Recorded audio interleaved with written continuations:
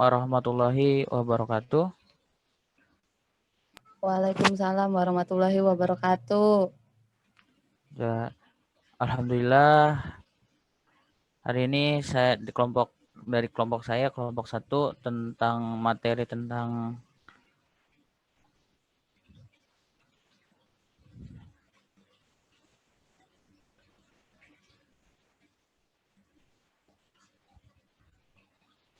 arousal, kegairahan.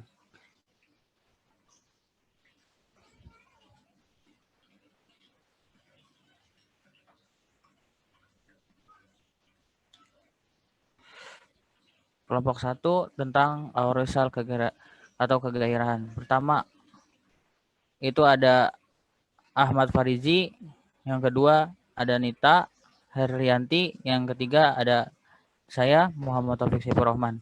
Langsung ke apa sih Cil? Ulang Cil.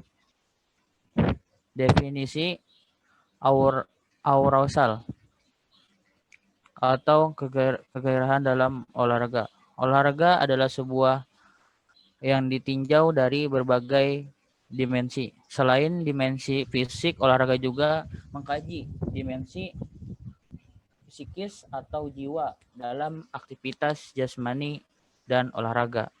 Merupakan bagian terpenting dalam penampilan keolahragawan. Para olahragawan belajar mengontrol arousal dan terpuruk atau mengalami down. Karena rasa cemas atau nervous itu arousal yang dirasakan oleh olahragawan harus dalam porsi yang cukup yakin, yakni titik yang kegairahan yang tidak berlebihan atau sebaliknya tidak kurang supaya penampilan menjadi optimal.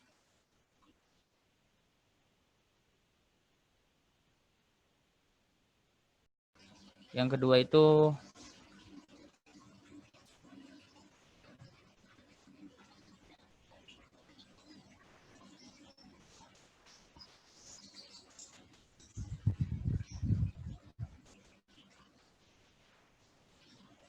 Berikut ini beberapa definisi arousal.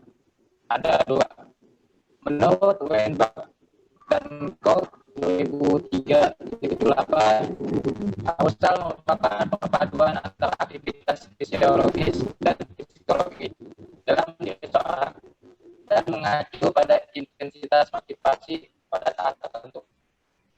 Yang kedua, menurut Pusat Hidayat 2008-270, arousal adalah ketegangan yang harus ada dalam diri olahragawan menjelang pertandingan yang berfungsi sebagai kesiapan mental dalam menghadapi pertandingan. ya, selanjutnya next.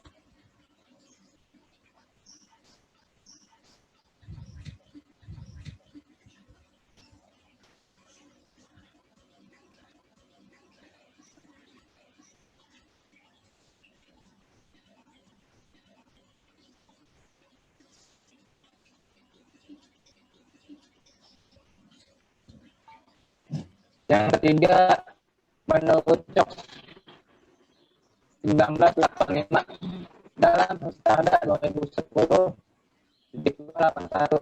arousal merupakan peningkatan aktivitas sistem syaraf simpatetis yang menunjukkan peningkatan aktivitas fisiologis dan tidak dapat digunakan untuk menunjukkan keadaan emosional tertentu. Baik pada saat orang menghadapi kegembiraan, suara Cil, patah-patah Cil.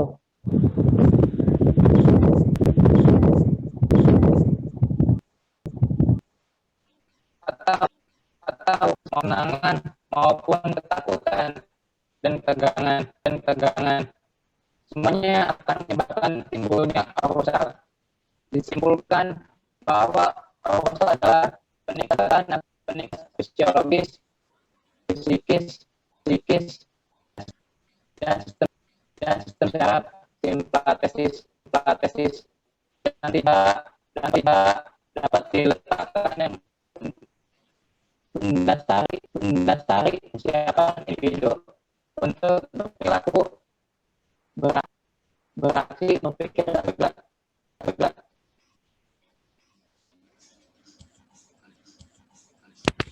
Next selanjutnya.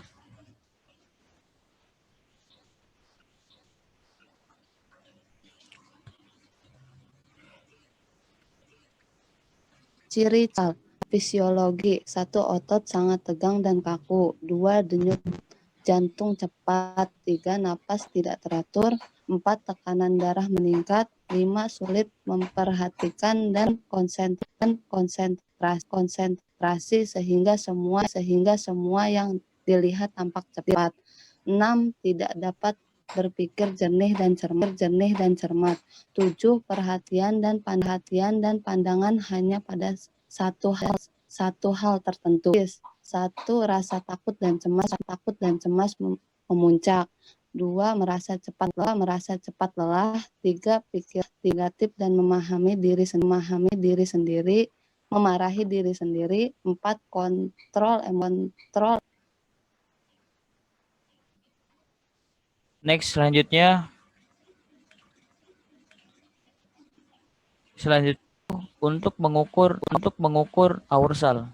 Pada psikologi melihat pada perubahan dalam tanda-tanda psikologis seperti detak jantung, pernapasan, keadaan kulit direkam dengan sebuah ukuran tegangan, dan biokimia digunakan untuk menilai perubahan zat-zat katekolamina. Yang selanjutnya itu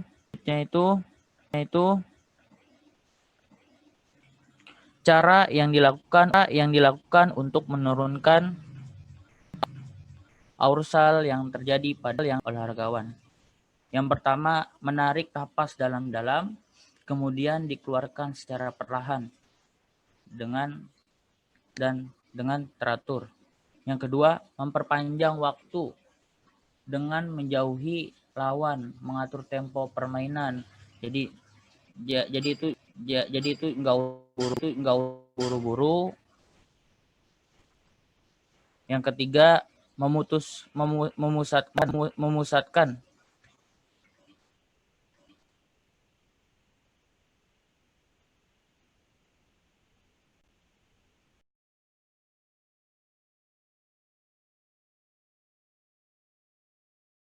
dibawa, enjoy, nggak usah tegang memikirkan bagaimana hasil yang akan terjadi.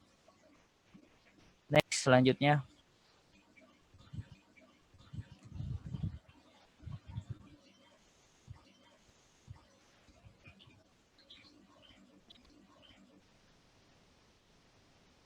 Yang selanjutnya itu teori hubungan arousal dengan menampilkan olahragawan, yakni teori ini dan teori drift. Yang pertama itu teori